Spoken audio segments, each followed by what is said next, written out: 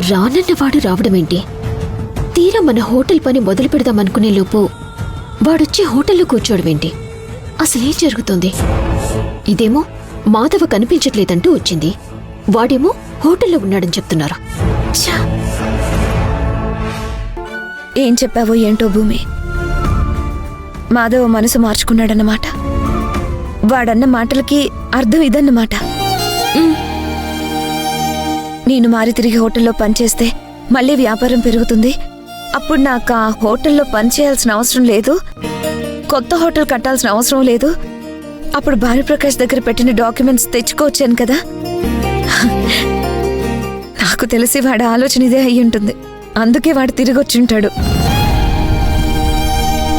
అంటే నేను కలలు కన్నా ఉమ్మడి కుటుంబం మళ్ళీ కలిసి ఉండబోతుందన్నమాట.